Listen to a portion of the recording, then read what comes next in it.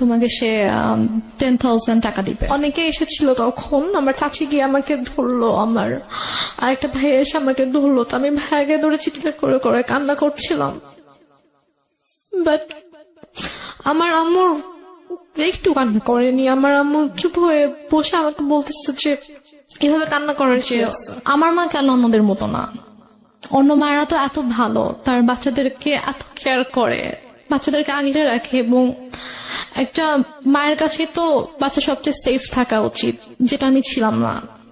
তো আমার সাথে কেন এরকম হতো? আমি নামাজ পড়ে আল্লাহর কাছে কান্না করতাম যে আল্লাহ আমার সাথেই কেন এরকম হলো, আমার মা কেন এরকম, অন্যদের মা তো এত ভালো। বলা থেকে আমরা 2 বোন, আর আমার বাবা অনেক ভালো একজন মানুষ ছিলেন, খুবই শান্তশিষ্ট, মানে কখনো কারোর সাথে উঁচু গলায় কথা বলেনি, আমাদেরকে কখনো গায়ে হাত তোলেনি, এবং সবার কাছে আমার আব্বু অনেক প্রিয় একজন মানুষ ছিল। তো আমরা 2 বোনই আমার বাবার অনেক আদরের ছিলাম, স্পেশালি আমি। ছোটবেলায় যখন আমার 2.5 বছর বয়স, তখন আমার বাবার অনেক বড় একটা অ্যাক্সিডেন্ট হয়। আব্বু অলমোস্ট 11 মাসের মতো হসপিটালে ছিলেন। তখন থেকে আর কি আমাদের মোটামুটি আমাদের লাইফটা একটু চেঞ্জ হওয়া শুরু করে, যেহেতু আব্বু কাজ করতে পারতো না।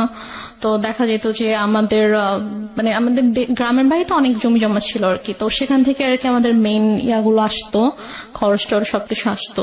তো প্লাস আমার আম্মু জব করতো। আব্বু অসুস্থ হওয়ার পর থেকেই মানে মোটামুটি বলা চলে যে আমার আম্মু একটু মানে বদলে যাওয়া শুরু করে। এটা কি বাবা অসুস্থ হয়ে যাওয়ার পরে হ্যাঁ ফার্স্ট টাইম আপনারা নোটিস করলেন? আপনার বড় বোনের সাথে আপনার বয়সের ডিফারেন্স কত? আমার আপুর সাথে আমার 6 বছরের পার্থক্য। তার মানে উনি হচ্ছেন রাইট নাও 30 এবং আপনি হচ্ছেন 24। ওকে, সো আপনি যখন 2.5 বছরের ছিলেন, আপনার বোন তখন বলা যেতে পারে 7 থেকে 8 বছর বয়স। 7 বছর এরকম। আচ্ছা, তো ওই সময় আপনার বাবা ফুললি হসপিটালাইজড? আব্বু ফুললি হসপিটালে। কি করতেন উনি, পেশায় কি ছিলেন? আব্বু অ্যাক্সিডেন্টের আগে ব্যাংকে জব করতেন। আচ্ছা, তো ওই সময় মা খারাপ আচরণ করা শুরু করলো? মানে আপুই বেসিক্যালি আমাকে পেলেছে আর কি ছোটবেলা থেকে আমাকে, কারণ আম্মু বেশিরভাগ সময় হয়তো জবের কারণে বাইরে থাকতো, আব্বু সিক ছিল, সব দায়িত্ব আম্মুকে নিতে হতো। মাও তখন জব করতো? হ্যাঁ, আম্মু জব করতো। তো তখন থেকে আর কি আম্মু বাসায় আসলে দেখা যেত খুব অল্পতেই রেগে যেত, তারপর অনেক খারাপ ব্যবহার করতো। তো এগুলো নিয়ে আর কি আব্বুর সাথেও আম্মুর একটু ঝামেলা শুরু হয়ে যায় যে তুমি কেন বাচ্চাদের সাথে এরকম ব্যবহার করছো, এটা তো ঠিক করছো না তুমি। তো তখন থেকে আর কি বলা যায় যে আমাদের জীবনটা বদলে শুরু করে। আমরা অনেক হ্যাপি একটা ফ্যামিলি ছিলাম মোটামুটি। অ্যাক্সিডেন্টটা কিসের অ্যাক্সিডেন্ট হয়েছিল? অ্যাক্সিডেন্টটা হচ্ছে আব্বু গ্রামের বাড়িতে যাচ্ছিল, আমাদের বাসা থেকে গ্রামের বাড়িতে যাচ্ছিল। তো তখন আর কি একটা ট্রাক এসে টেম্পু টাইপের যে ইয়াগুলো থাকে না, গ্রামে একটা জায়গা থেকে একটা জায়গায় যায়, ওইরকম একটা গাড়িতে আব্বু ছিল আর কি। একটা ট্রাক এসে উপরে উঠিয়ে দেয়, গাড়ির যে স্টিয়ারিংটা থাকে, স্টিয়ারিংটা একদম আব্বুর পেটে ঢুকে যায়। ঢুকে মানে খুবই ডেঞ্জারাস অ্যাক্সিডেন্ট। আব্বুর শরীরে অনেক হাড্ডি ভেঙে যায়, তারপর হচ্ছে স্টিয়ারিং ঢুকে একদম আব্বুর পুরো পেট একদম মানে চিড়ে ফেরে যে সাইডে একটুখানি ঝুলে থাকে এমন অবস্থা, পেটের ভিতরে যা কিছু ছিল সবকিছু বের হয়ে যায়। মানে খুবই মানে ডেঞ্জারাস একটা অ্যাক্সিডেন্ট। আব্বুর বাসারই কথা না। এখন আলহামদুলিল্লাহ আল্লাহ হায়াত দিয়েছিল জন্য আব্বু অ্যাক্সিডেন্টের পরে 14 বছরের মতো বেঁচে ছিল। বাট মানে যে অবস্থা ছিল আব্বু হাঁটতে পারতো না। আচ্ছা, আব্বুর 11 মাস পরে যখন আব্বুকে বাসায় নিয়ে আসা হলো, তখন আব্বু হাঁটতে পারতো না, আব্বু টোটালি হচ্ছে বিছানায় ছিল। তো আম্মু তখন আর কি আব্বুকে অনেক টেক কেয়ার করেছে। আব্বুকে হচ্ছে আমরা মানে যে ওয়াকার, বেবিরা যেরকম ওয়াকারে হাঁটে, আমরা ওরকম করে আব্বুকে নতুন করে আব্বুকে বসানো শিখাইতে হয়েছে, আব্বুকে দাঁড়ানো শিখাইতে হয়েছে, দেন ওয়াকারে করে আব্বুকে হাঁটাতে হয়েছে। তো তারপর যাই হোক অনেক বছর পার হলো, 2001-এ আমার বড় বোনের বিয়ে হয়ে যায়। আচ্ছা, আপুর খুব অল্প বয়সে বিয়ে হয়, তখন 14 বছর বয়স ছিল। তো মানে অনেক ভালো ছেলে পেয়েছিল, ওই জন্য হয়তো মানে বিয়ে দিয়ে দেয় আর কি। 14 বছর বয়সে? হ্যাঁ, যখন 14 বছর বয়স। তারপর 2001-এ বিয়ে হয়, তারপর 2005-এ আপু দেশের বাইরে চলে যায় হাজবেন্ডের সঙ্গে। আপুর হাজবেন্ড দেশের বাইরে থাকতো। তারপর 2005-এ দেশের বাইরে চলে যাওয়ার পরে আমরা হচ্ছে তখন তো আমি একা একদম, আব্বু আম্মু আমি। এর মাঝে তো অনেক মানে কি বলবো, নিজের মা সম্পর্কে আসলে এভাবে কথাগুলো বলতে আমার খারাপ লাগছে, তারপর বলতে হয়। 2005-এ আপু চলে যাওয়ার পর থেকে আর কি আম্মুর মানে ব্যবহারগুলো আরো বেশি খারাপ হওয়া শুরু করে আমার সাথে, আব্বুর সাথে। বাবা কি তখন জব করছে নাকি একদম full break? বাবা বেসিক্যালি হচ্ছে যে অ্যাক্সিডেন্টের পরে বাবা জব করতো না, কারণ বাবা হাঁটা চলে তো অনেক বছর করতে পারেনি। তারপর কি বাবার হচ্ছে যে কিছু মানে জায়গায় হয়তো টাকা দেওয়া ছিল বিজনেসের ইয়াতে, ওখান থেকে আসতো প্লাস বাড়ি থেকে আসতো, ওভাবেই আর কি আমাদের সংসার চলছিল। তারপর 2006 সালে আপনারা তখন কোথায়? আপনারা কি তখন ঢাকাতে না, নাকি? আমরা তখন ঢাকাতে না, আমরা তখন আমাদের বাড়িতে গেলেন কবে? বাড়িতে গিয়েছি আমরা হচ্ছে 1 বছর একটু বেশি সময় হচ্ছে ঢাকায় ছিলাম। আচ্ছা। তারপর হচ্ছে তখন থেকে আমরা বাড়িতে মানে 96-এর কি মাসে অ্যাক্সিডেন্ট করেছিল সেটা আমার মনে নেই, বাট আমরা হচ্ছে 13-14 মাসের মতো ঢাকায় ছিলাম। তারপরে আর কি আমরা বাড়িতে চলে যাই। বাড়ি কোথায় চলে গেলেন? আমাদের বাড়ি ছিল সিরাজগঞ্জ চলে গেলেন। আচ্ছা, তো সিরাজগঞ্জে মানে হচ্ছে আপনার বাবার বাড়িতে চলে গেলেন? না, আমাদের বাসা, আমরা যে বাসাটা তখন আমরা ভাড়া থাকতাম, ওখানে 1 বছর বাবার এখানে থেকে ট্রিটমেন্ট করাতে হয়েছে বাবাকে শুধুমাত্র। তারপর আমরা সিরাজগঞ্জে চলে যাই, তো ওখানে আমাদের বাসা ছিল, ওখানে আমরা যাই, গিয়ে ওখানে থাকি আর কি। আম্মু কিছুদিন পরে হচ্ছে জয়েন করে, আম্মু আগেও জব করতো, ওই সেম জবটাতে আম্মু আর কি জয়েন করে। আচ্ছা। আর আব্বু হচ্ছে ওই টুকটাক মানে বেশি তো হাঁটাচলা করা নিষেধ ছিল, বলেছিল যে যতটা সম্ভব রেস্ট নিতে। তা আব্বু এরকম মানে জবে আর যাওয়া হয়নি, তো টুকটাক বিজনেস করতে ভাবে চলতো আর কি আমাদের। তো তারপর হচ্ছে 2006 সালে একটা ঘটনা আমি দেখি আর কি, মানে আমি ঘুমাচ্ছিলাম, তো ঘুম থেকে উঠে আমি যখন আম্মুর মানে বেডরুমের দিকে যখন আমি গেলাম, তো গিয়ে আর কি আমি খুবই আপত্তিজনক একটা আমি দেখি। সো তারপর থেকে আর কি আমার আম্মুর প্রতি বাবা কোথায় তখন? আমার আব্বু তখন বাইরে ছিল। বাইরে বলতে? বাইরে হচ্ছে আব্বু ওই ব্যবসার কাজে আব্বু বাইরে গিয়েছিল, একটা শপ ছিল ওখানে আব্বুর, তো ওই শপে গিয়েছিল আর কি। আচ্ছা, সো আপনি যে আপত্তিকর অবস্থাটা দেখলেন, এটা কি বেসিক্যালি আপনি ফার্স্ট টাইম নোটিস করলেন এরকম? হ্যাঁ, আমি ফার্স্ট টাইম নোটিস করলাম এরকম কিছু। তো আপনি স্কুলে পড়েন? তখন আমি মেবি ক্লাস 7-এ পড়ি। স্কুলে পড়ি তখন আমি।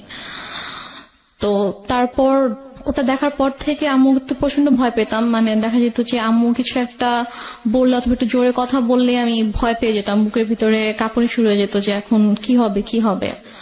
তো তারপর ওই ঘটনাটার পর আমি জাস্ট রুমে ঢুকে যখন দেখেছি, সাথে সাথে আমি রুম থেকে বের হয়ে গিয়েছি আর কি, আমি আমার রুমে চলে গিয়েছি। তো তার কিছুক্ষণ পরে আম্মু এসেছে আমার রুমে, তো এসে আমাকে বলছে যে যা দেখেছো সেটা যেন বাবাকে না বলা হয়, যদি বলো তাহলে কিন্তু তোমার খবর আছে। আচ্ছা, মানে মা আপনাকে সবসময় এই ধরনের শাসনই করতো? শাসনই করলো বিষয়টা নিয়ে? আচ্ছা, শাসনই করলো। তারপর আমি তো আমি আগে বলেছি যে আমি প্রচন্ড ভয় পেতাম আম্মুকে, তো আমি আর কিছু বলি না, বাবা আসার পরও কিছু বলি না। তো তারপর এভাবে চলছিল। এরপরও আরো কয়েকবার আমি এরকম ঘটনা আমার চোখের সামনে হয়েছে, কারণ ওই দিনে আমি দেখার পর থেকে আসলে আম্মুরও একটা ভয় কেটে যায় যে হ্যাঁ, আমি তো বাবাকে কিছু বলিনি, আমি কিছু বলবো না। তো আমার সামনে এরকম ঘটনা আরো অনেকবার হয়েছে, বাট আমি বাবাকে কিছু বলতে পারিনি আর কি। তো তারপরে গিয়ে আমরা 2007 সালে আমরা নিজেদের বাসা করি। তো সিরাজগঞ্জে, হ্যাঁ, নিজেদের বাসা করার পরে ওখানে আমরা শিফট হই। তো তারপর 2009 সালে হঠাৎ করে একদিন আমার আব্বু প্রচন্ড 2009 সালের মে মাসে আব্বু হঠাৎ করে অসুস্থ হয়ে যায়। আচ্ছা। মে মাসে 26 তারিখ ছিল, 25 তারিখ রাত 8টার দিকে হঠাৎ করে, তখন প্রচন্ড ঝড় বৃষ্টির সময় ছিল, তো প্রচন্ড বাইরে বৃষ্টি হচ্ছিল, ডক্টরের কাছে যাবো সেরকম সিচুয়েশন ছিল না। তো হঠাৎ করেই 9টা থেকে প্রচন্ড ব্যথা শুরু হয়ে যায় আব্বুর। তো আমি ফোন করছিলাম হসপিটালে যে অ্যাম্বুলেন্স পাঠানো যাবে কিনা, তো ওরা বলতেছে আমাদের কাছে কোনো অ্যাম্বুলেন্স এখন নেই, কোথাও একটা অ্যাক্সিডেন্ট হয়েছিল তো ওখানে গিয়েছে সব অ্যাম্বুলেন্স আর কি, কোনো হসপিটালেই কোনো অ্যাম্বুলেন্স অ্যাভেলেবল ছিল না। তো এদিকে মানে আমার মা কিন্তু পাশের রুমে ছিল, কিন্তু তাকে আমি বারবার ডাকছি যে আব্বু প্রচন্ড খারাপ লাগছে, তুমি আসো, আমি তো কিছু বুঝতে পারছি না। বলছে আমি গিয়ে কি করব, আমার কি করার আছে। তো এভাবে আর কি রাত কেটে যায়। প্রায় যখন 2:30 বাজে তখন আব্বু বলে যে আমার একটু ভালো লাগতেছে, তো তুমি তোমার রুমে যাও, গিয়ে ঘুমিয়ে পড়ো, আমরা সকাল হোক তখন আমরা ডক্টরের কাছে গিয়ে আমরা দেখিয়ে আসবো, চিন্তা করো না। বাট আমি বুঝতে পারছিলাম যে আব্বু আসলে আমাকে এমনি বলছে, কারণ আমি খুব টেনশন করছি, আমি আব্বুর পাশে বসে আছি, ইভেন আমি কান্নাও করছিলাম। তো তারপর আব্বু বললো যে তুমি রুমে যাও, গিয়ে ঘুমাও, আমি সকালে তোমাকে ডেকে দিব, তারপর আমরা ডক্টরের কাছে যাব। মানে আমার আব্বু এত কষ্ট পাচ্ছিল, আমি বারবার আম্মুর কাছে গিয়ে রিকোয়েস্ট করছিলাম যে তুমি একটু আসো, তুমি একটু আব্বুকে দেখো, বাট আম্মু আসছিল না। তার আগে কি আপনার আব্বু আম্মুর মধ্যে কোনো ঝগড়া দেখেছেন? কোনো ঝগড়া হয়নি, কোনো ঝগড়া ছিল না? কোনো ঝগড়া হয়নি। আমি তো আপনাকে প্রথমে বলেছি আমার আব্বু খুবই শান্ত একজন মানুষ ছিল। সে মানে কারোর সাথে কখনো কোনো ঝগড়া করতো না। লাইক আম্মু যদি কখনো রাগারাগিও করতো, চিল্লাফাল্লা করতো, আব্বু কিছু বলতো না, আব্বু চুপ হয়ে থাকতো। তারপর আমি আমার রুমে চলে যাই। তো হঠাৎ করে প্রায় 10-15 মিনিট পর আব্বু চিৎকার করে আমাকে ডাকে। তো আমি ছুটে আব্বুর রুমে যাই। তো রুমে যাওয়ার পরে দেখি যে আব্বু বলছে আমার খুব খারাপ লাগছে, তুমি আমাকে বারান্দায় নিয়ে যাও। আচ্ছা। তো আমি আব্বুর রুম থেকে আব্বুকে ধরে বারান্দায় নিয়ে আসি। তো আব্বু যখন থেকে ব্যথা শুরু হয় তখন থেকে আব্বু জাস্ট বুকে হাত দিয়ে রেখেছিল, যেখানে ব্যথা করছিল। আব্বু বসতে পারছিল না, শুতেও পারছিল না, আধশোয়া হয়েছিল বিছানায়। তুমি আব্বুকে ধরে বারান্দায় নিয়ে যাই। নিয়ে যাওয়ার পরে আব্বুকে চেয়ারে বসিয়ে দিই। তো তারপর আব্বু বমি করে দেয়। তো বমি হচ্ছিল, তো মানে তখন আমি কান্না করতে করতে আম্মুর কাছে যাই যে আম্মু আসো, আব্বু তো বমি করছে, মরে যাক আমার কি, আমি পারবো না যেতে, আমাকে ডাকবা না। এটা আপনার মা বলে? আমার মা বলে। আচ্ছা। তখন আমি খুব কষ্ট পাই, কারণ মারছি, আমি বাবার খুব কাছে ছিলাম, বাবাকে প্রচন্ড ভালোবাসতাম। এখানে একটা বিষয় বলি প্রিয় শ্রোতা, আমি বারবারই বলছি, আজকে যে ধরনের ডিসক্লেমার আমরা দিয়েছি সেই ডিসক্লেমারের জায়গায় আমার আরো বেশ কয়েকটা কথা বলার আছে আজকের অনুষ্ঠানে। আজকেই ওর যে গল্পটা, সেই গল্পের পুরোটা জুড়েই থাকবে ওর মাকে নিয়ে বলা অনেক কষ্টজনক অনেক কথাবার্তা। আমাদের সমাজে কিংবা আমাদের পুরো পৃথিবীতে যদি বলি, মা হচ্ছেন এমন একটি ক্যারেক্টার, মা হচ্ছেন এমন একটি স্বর্গীয় গিফট সন্তানের জন্য, যেখানে কোনো লজিকই খাটে না। মা যা মা তাই, এখানে অন্য কোনো কিছু বলার সুযোগ নেই। সুতরাং আজকের এই পার্টিকুলার বিষয়কে কেন্দ্র করে আপনি আইদার পজিটিভ আইদার নেগেটিভ কোনো কিছুই ভাববেন না মার এই বিষয়টাকে নিয়ে। আমি বারবার আপনাদেরকে সতর্ক করছি। আপনারা বরং ভাবুন এটা, যে একটা মেয়ে পরিবারে এই ধরনের পরিবেশের মধ্যে বড় হয়ে সে আজকে কোথায় দাঁড়িয়ে আছে, কিভাবে ফাইট করছে। কারণ এই পার্টিকুলার একটা মাকে দিয়ে সমাজের অন্য সকল মাকে চিন্তা করার কোনো সুযোগ নেই। চিন্তা করতে গেলে আপনার এই গল্পটাকে ফেক মনে হবে, এক। আর 2 নম্বর যেটা, সেটা হচ্ছে আপনি চিন্তা করতে গেলে ভয়ানক রকমের কষ্ট পাবেন। তবে হ্যাঁ, আমি ডেফিনেটলি শিওর যে আজকের এই গল্প শুনে অনেকেই হয়তো বা তার নিজের জীবনের গল্পটা খুঁজে পাবেন। কারণ এই ধরনের বিষয়গুলো মিডিয়াতে এত বড় হাইলাইট করা, এত বড় স্পেস দিয়ে মানুষকে সচেতন করা, মানুষকে ইন্সপায়ার করা, এটা আসলে রেডিওতেই ফার্স্ট হয়েছে। সো সেই জায়গা থেকে আমাদের জন্য এটা অনেক বড় একটা চ্যালেঞ্জ। আমি বারবার ইন্টারাপ্ট করছি আপনাদেরকে এই একটা জিনিস বোঝানোর জন্য, গল্পের ক্যারেক্টারের কোনো পার্টিকুলার বিষয় যেটা আপনার মধ্যে নেগেটিভ কনসিকুয়েন্স তৈরি করে ওটাকে ফোকাস না করে বরং এই মেয়েটার স্ট্রাগলটাকে ফোকাস করবেন প্লিজ। ওকে, হ্যাঁ। তারপর আমি মাকে ডাকতে চাইনি। তো তারপর আব্বু পরপর 3 বার বমি করেছে। তো বমি করার পরে তারপর আব্বুকে নিয়ে আবার রুমে নিয়ে গিয়ে বিছানায় শুয়ে দিলাম। তারপর আব্বু আমাকে মানে হাত জোড় করে মানে আমাকে বলছে যে আমাকে মাফ করে দিও। আমি বলছি তুমি এভাবে কেন কথা বলছো? বলছে যে আমি তোমার জন্য কিছুই করতে পারলাম না। মানে আমি তখন এতটাই মানে আমি তো কিছু বুঝতাম না তখন। আমি যদি এখন যদি থাকতাম ওই সিচুয়েশনে, আমি হয়তো বুঝতে পারতাম যে আবু হয়তো আর বেশিক্ষণ থাকবে না, এই জন্য ওইভাবে বলছে। বাট তখন আমি বুঝিনি আসলে। এভাবে কথা বলো না বাবা, তুমি ঠিক হয়ে যাবা, ভাই আসবে একটু পরে, তোমাকে হসপিটালে নিয়ে যাবো, তুমি ঠিক হয়ে যাবা, কিছু হবে না। তো তারপর ভাইয়া 5টার দিকে, ভাইয়া মেবি 4টার দিকে বাসা থেকে বের হয়। ওর বাসা থেকে তখন ঝড় বৃষ্টি থেমে গেছে, বাট স্টিল কোথাও অ্যাম্বুলেন্স নেই। তো ভাইয়া হেঁটে হেঁটে রাত 4টায় স্বাভাবিকভাবে একটা ছোট শহরে। কোন ভাইয়া ছিল? ভাইয়া ওই যে আমি বললাম যে একটা কাজিনকে ফোন করছিলাম সে রাত থেকে। 4টা মানে কি ভোর 4টা? ভোর 4টা, হ্যাঁ। তো ভোর 4টায় ভাইয়া বাসা থেকে বের হয়ে যায়, হচ্ছে হসপিটালে যায়, সে কোনোভাবে কোনো অ্যাম্বুলেন্স ম্যানেজ হয় কিনা। এই সময়ের মধ্যে মা আসেনি রুমে? মা একবারও আসেনি। আচ্ছা। পরে একটা রিক্সায় আমি উঠি, আর একটা রিক্সায় বাবাকে নিয়ে ভাইয়া উঠে আব্বুকে হসপিটালে নিয়ে যাই।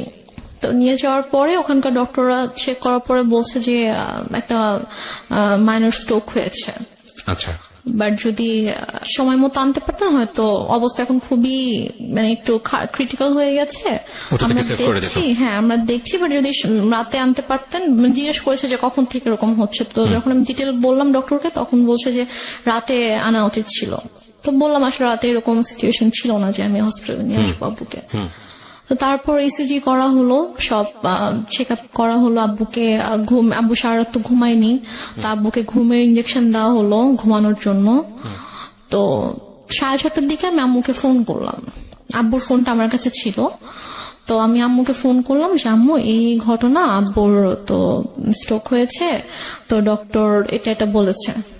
তো বলতেছে যে তুমি আমাকে কেন ফোন দিয়েছো, তোমার বাবা তুমি দেখো, আমাকে কেন বারবার ফোন দিয়ে বলতেছো। বলছে যে আম্মু আমি একা একা এখানে কি করবো, তুমি আসবা না? বলতেছে যে না আমি আসতে পারবো না।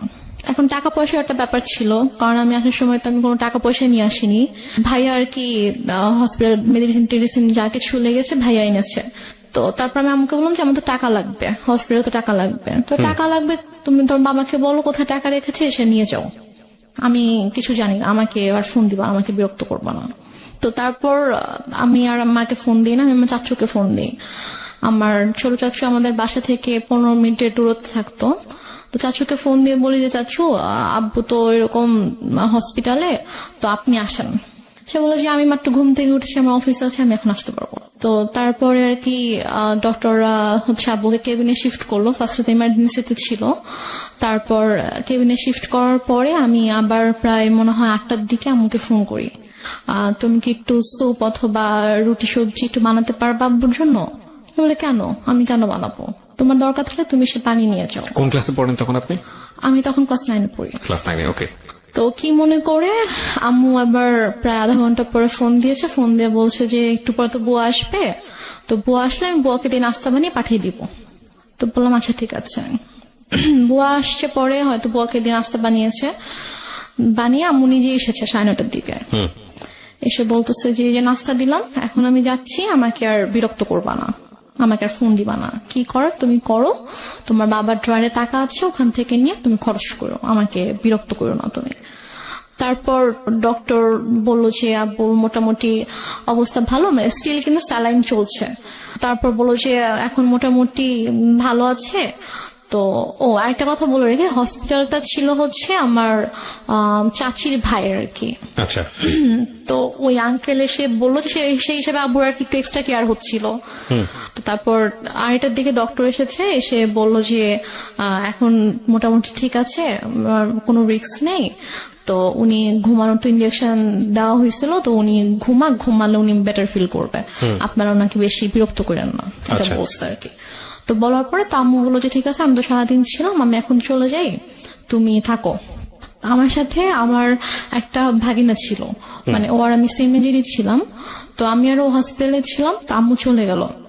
যাওয়ার পরে আমাকে আম্মু বাসায় চলে যাওয়ার, হসপিটাল থেকে আমাদের বাসার দূরত্ব ছিল 5-6 মিনিট, রিক্সায় করে 5-6 মিনিট দূরত্ব ছিল।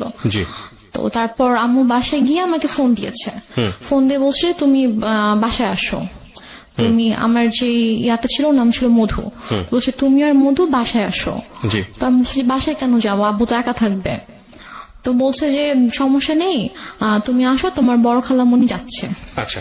আমি বললাম যে বড় খালামণি কেন আসবে, বড় খালামণিকে দেখলে তো আব্বু রেগে যাবে। মানে আমার বড় খালামণির সাথে আব্বুর একটু সমস্যা ছিল। সমস্যা ছিল বলতে যে মানে বড় খালামণির মানে বিহেভিয়ারের জন্য আব্বু বড় খালামণিকে পছন্দ করতো, এটা অ্যাভয়েড করতো আর কি। তো বলছে আব্বু যদি রেগে যায় তখন আব্বুর জন্য তো এটা মানে খারাপ হতে পারে, লাইক যে যাকে পছন্দ করে না ঘুম থেকে অসুস্থ অবস্থায় যদি উঠে তাকে দেখে তখন তো স্বাভাবিকভাবে তার খারাপ লাগবে, যে মানুষ তো চায় যে অসুস্থ থাকুক, তার প্রিয় মানুষগুলো তার পাশে থাকুক। তো তারপর আমি বলি যে না আমি আসবো না। আমরা এখানে একটা বিরতি নিতে চাই। প্রিয় শ্রোতা, আপনারা শুনছেন মিস্টার ম্যাঙ্গো ক্যান্ডি প্রেজেন্স জীবন গল্প। আমি আরজি কিবরিয়া আপনার সঙ্গে রয়েছি। রেহনুমা আজকের এই জীবন গল্প বলছে। রেহনুমাকে দেখার জন্য আপনাদের আসতে হবে আমাদের ফেসবুক পেজে, অথবা আপনারা চলে আসতে পারেন আমাদের ইউটিউব চ্যানেলে। আমাদের ফেসবুকের ঠিকানা www.facebook.com/kibria.rj KEBRIA.RJ, পেজটি আছে আরজি কিবরিয়া নামে। এছাড়া আপনারা আসতে পারেন আমাদের ইউটিউব চ্যানেলটিতেও। আমাদের ইউটিউব চ্যানেলের ঠিকানা হচ্ছে www.dfm904।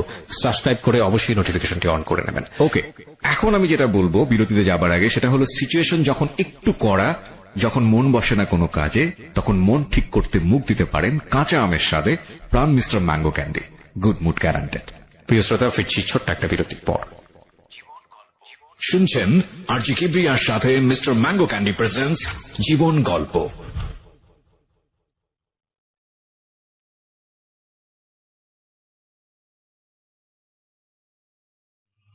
love,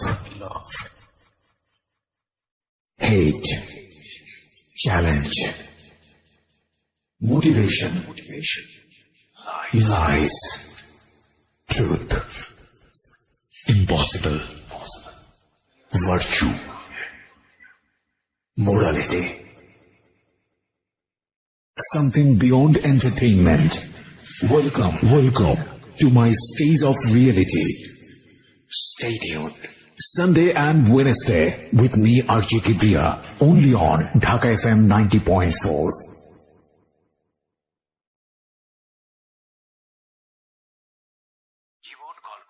শুনছেন আরজি কিবরিয়ার সাথে মিস্টার ম্যাঙ্গো ক্যান্ডি প্রেজেন্টস জীবন গল্প।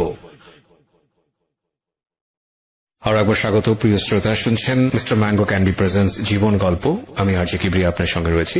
আমরা কথা না বাড়িয়ে ফিরছি আমাদের যিনি গেস্ট রেহনুমা তার কাছে। হ্যাঁ রেহনুমা, তারপর কি হলো? তারপর আমাকে আম্মু মানে অনেক ফোর্স করে যে তুমি এখনই আসবা এবং তোমার চিন্তা করার কিছু নেই, তোমার বড় খালামণি আব্বুকে টেক কেয়ার করবে, তারপর তুমি বাসায় থাকবা, আমি আবার ফ্রেশ হয়ে আমি যাব হসপিটালে। আমি এর মধ্যে বড় খালামণি চলে আসে। বড় খালামণির সাথে ছিল আমাদের একটা মামা, আম্মুর কাজিন ছিল। ওনারা আসার পরে আমি বাবা ঘুমাচ্ছিল, তো আমি গিয়ে বাবার কাছে গেলাম। তো গিয়ে বাবার মাথায় হাত রেখে আমি বললাম, বাবা তুমি কি ঘুমাচ্ছ? আব্বু একটু করে চোখ খুলেছে, তো খুলে বলছে, মানে ইশারা করে বলছে যে না ঘুমাচ্ছি না। আম্মু তো আমাকে বাসায় ডেকেছে, আমি বাসায় যাচ্ছি, আমি গিয়ে চলে আসবো, বেশিক্ষণ থাকবো না, মা চলে আসবে, তুমি থাকো, আমি আসছি। তো আব্বু চোখ দিয়ে ইশারা করলো যে ওকে। তো দেন আব্বু একটু সাইডে ফিরে যখন ওদেরকে দেখেছে, তখন আর কি আব্বুর মানে এক্সপ্রেশনটা চেঞ্জ হয়ে গিয়েছে আর কি। তো যাই হোক, আমি তো চলে আসলাম বাসায়। এর মধ্যে আমি বাসায় আসার প্রায় 15-20 মিনিট পরে আমার খালা হচ্ছে আম্মুকে ফোন দেয়। ফোন দিয়ে বলে যে ভাইয়ের অবস্থা ভালো না, তুই তাড়াতাড়ি আয়। তা আমি শুনে বলতেছি যে আমি তো মাত্র দেখে আসলাম যে আব্বু চুপচাপ শুয়েছিল, আর ডক্টরও বলে গিয়েছে যে এখন ঠিক আছে, তো হঠাৎ করে কেন অসুস্থ হয়ে গেল? বলছি আমি জানি না, ঠিক আছে আমি গিয়ে দেখছি। আমি বললাম যে আমিও যাবো, তোকে যেতে হবে না, তুই ফ্রেশ হয়ে খেয়ে দে তারপর আয়। ওকে। তো আমি অনেকবার রিকোয়েস্ট করলাম আম্মুকে যে আম্মু প্লিজ আমি যাই, আমি তোমার সঙ্গে যাই। বলছে না তুই যাবি না, তুই থাক, আমি যাচ্ছি। তো আম্মু চট করে রেডি হয়ে আম্মু গেল। তো আম্মু মেবি 3:30টার দিকে হসপিটালে গিয়েছে।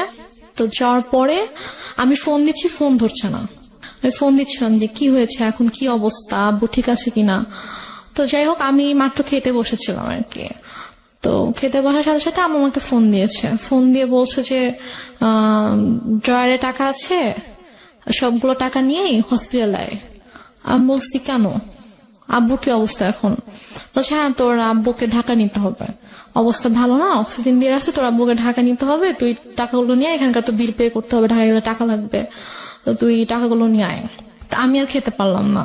আমার এর মধ্যে আমার ভিতরে এত অস্থিরতা শুরু হয়েছে যে আমি কান্না শুরু করে দিয়েছি, যে আমার কেমন ওখানে প্রচন্ড খারাপ লাগছিল। তো তারপর আমি টাকা নিয়ে চট করে বের হলাম। তারপর আমি হসপিটালে আসার পরে দেখি যে আমার একজন চাচু বাসার হসপিটালের নিচে দাঁড়িয়ে আছে। আমি রিক্সা থেকে নামার সাথে সাথে চাচু আমার হাত ধরেছে। তো ধরে বলতেছে যে চল উপরে চল। আমি বললাম যে আব্বু কি হয়েছে? তখন আমি আমার খুব খারাপ লাগছিল, যে আমার মনে হচ্ছিল যে মেবি আব্বু নেই। তার মধ্যে সত্যি করে বল আব্বুর কি হয়েছে। তো আব্বুর কেবিন ছিল হচ্ছে 3 তলায়।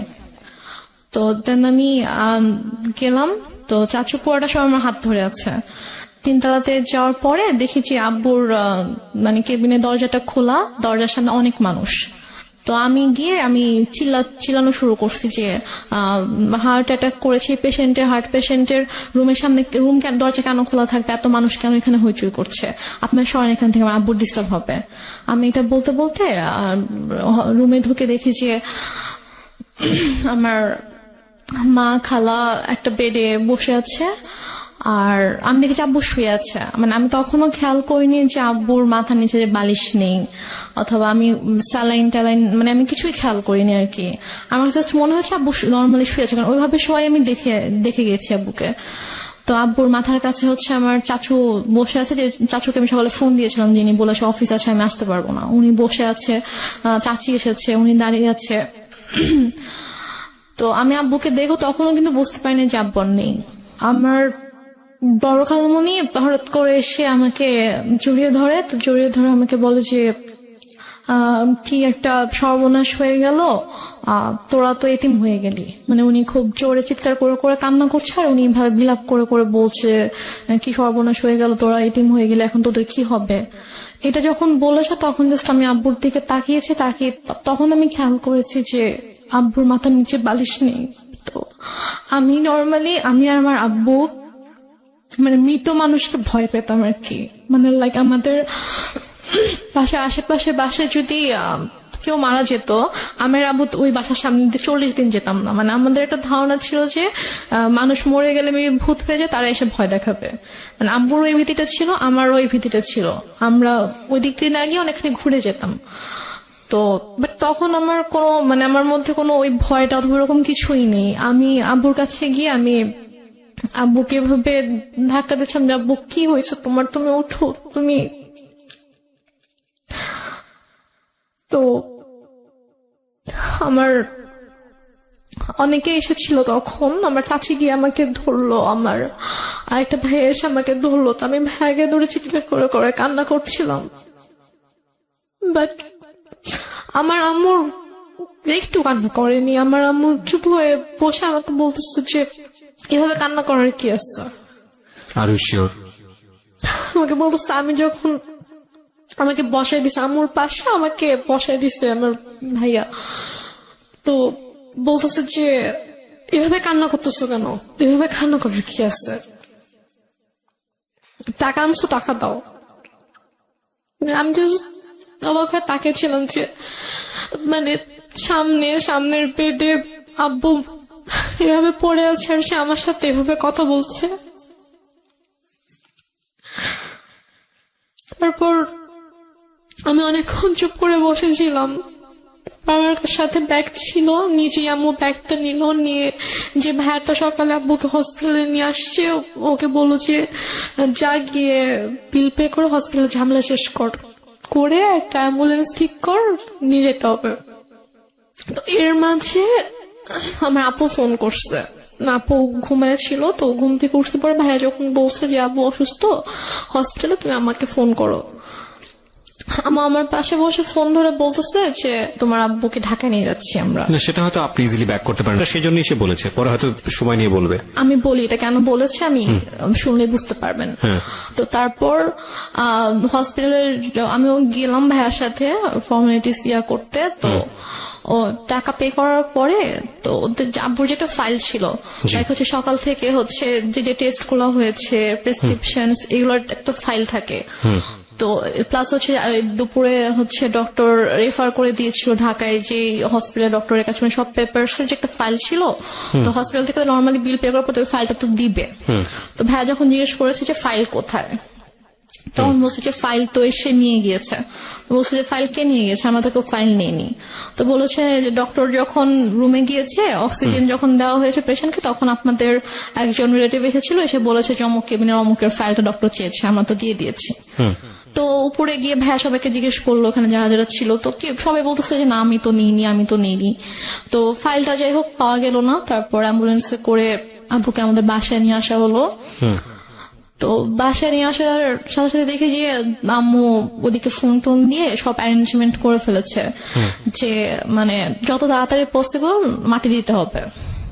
বাট আপু যখন দেশের বাইরে চলে যায়, তখন আপু এভাবে বলে যায় যে মানে যদি কখনো মানে আব্বু হোক আম্মু হোক কেউ যদি মারা যায়, তাকে রেখে দিবা আমি না আসা পর্যন্ত, আমি আসবো দেখবো তারপর মাটি হবে।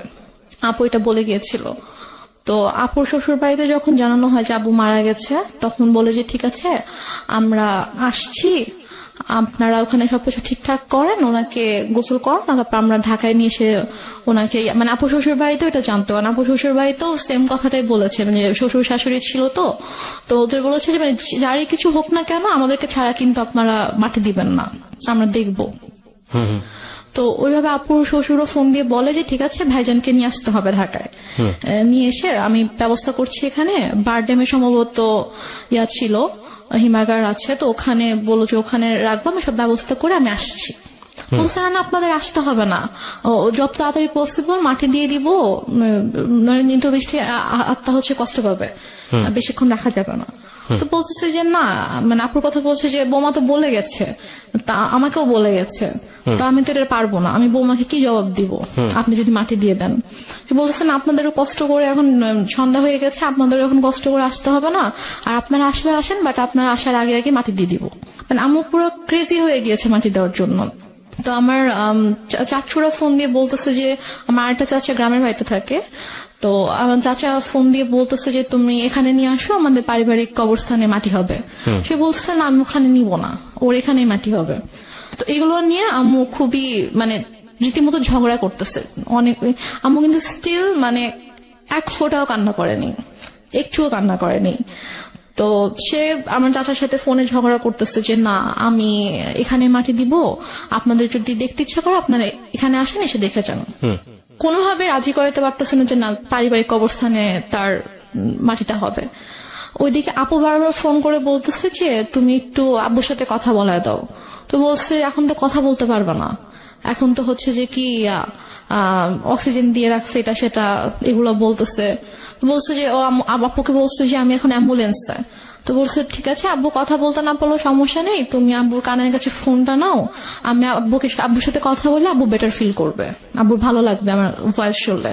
সে বলছে না এখন না, আমি হসপিটালে যাই, তোমার সাথে কথা বলে দিব। এভাবে ওদিকে আপুকে এভাবে হ্যান্ডেল করতেছে, তারপর হচ্ছে আমার চাচার সাথে ঝগড়া করতেছে এবং মাটি দেওয়ার জন্য খুবই পাগল হয়ে গেছিল। মানে আপনার কথা অনুযায়ী যদি আপনি সবকিছু মেনে নেই, তাহলে বলতে হবে যে সে এককভাবে সিদ্ধান্ত নিচ্ছে, একটা স্বেচ্ছাচারী আচরণ যেটাকে বলে। সে কারো কথাই শুনছে না। লাইক একজন মহিলার যে হাজবেন্ড মারা গেলে তার যেরকম বিহেভিয়ার থাকা উচিত ওরকম কিছু ছিল না আমার মাঝে। অনেক বেশি ডেসপারেট ছিল টু স্টাবলিশ হার ডিসিশন। ইয়া এক্স্যাক্টলি। তো তারপর সবাই বুঝায় যে এরকম করার কিছু নেই, আপনি একটু শান্ত হন, যেহেতু তার বাবা মা ভাই সবার কবর ওখানে, সো ওনার ভাইরাও চাচ্ছে, ওনাদের কথাটা আপনাকে মানতে হবে। তো সবাই বুঝানোর পরে গিয়ে উনি আর কি বলে আচ্ছা ঠিক আছে।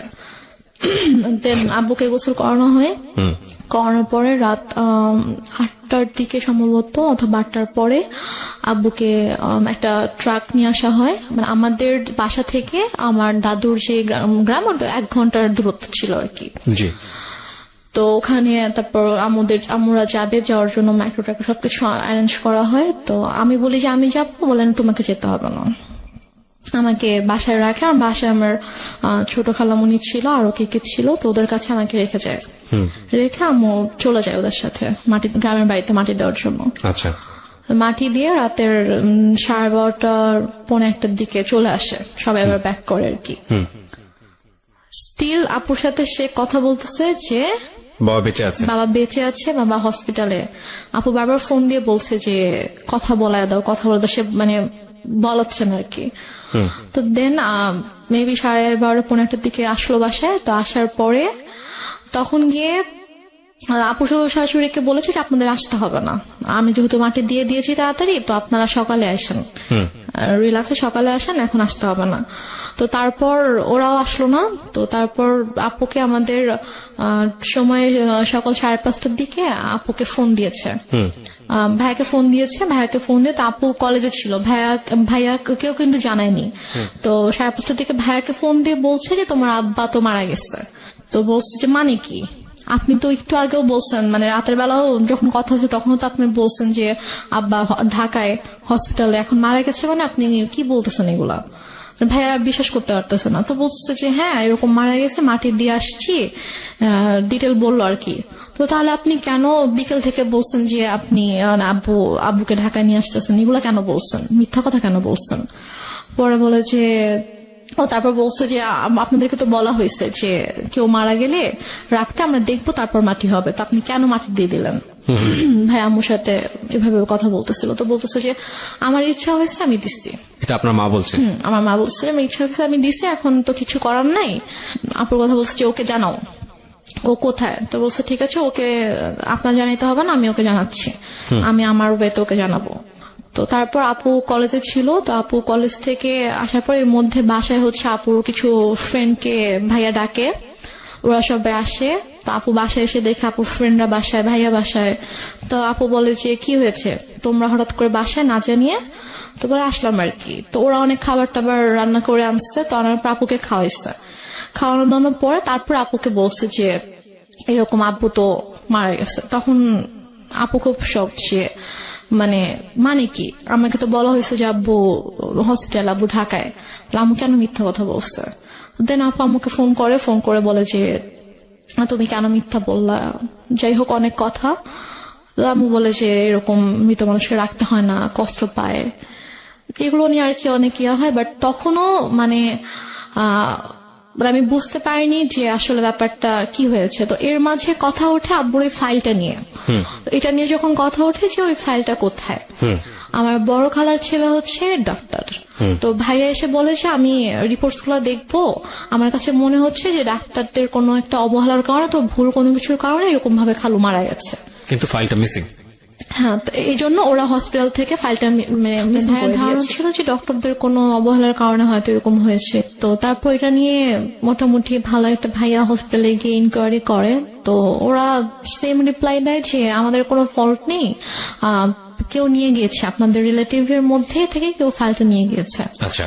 তারপর তো আম্মুর এই ব্যাপারটা নিয়ে আসলে কোনো ইয়া ছিল না, যে বলতেছে যে তোদের এত বাড়াবাড়ি কেন করতেছিস, কি দরকার, খামাখা মারা গেছে, আল্লাহর জিনিস আল্লাহ নিয়ে গেছে, তো কেন ওদেরকে দোষারোপ করে তো লাভ নেই, খামাখা ফাইল হারাইছে, ফাইল দেখি এখন কি হবে, ওই ফাইলের তো এখন কোনো দরকার নেই। তো তারপরও আর কি আমিও তখন ইয়া করি যে না আসলে এটা তো দরকার, ডক্টরদের কারণে হয়তো এরকম কিছু হয়েছে। তো তারপর গিয়ে আর কি এটাকে নিয়ে আর তেমন ইয়া হয়নি। তো হসপিটালে ওরা বলেছিল যে আপনাদের ওই দিন যেসব রিলেটিভরা ছিল সবাইকে যদি আমাদের সামনে আনতে পারেন, রিসিপশনের জিনিস ছিল, উনি বলেছে যে তাহলে আমি চিনে ফেলবো। আচ্ছা। কে ছিল? উনি বলেছে যে আমি জিজ্ঞেস করছিলাম কে ছিল, ছেলে ছিল নাকি মেয়ে ছিল, তো উনি বলছে মহিলা ছিল। আচ্ছা।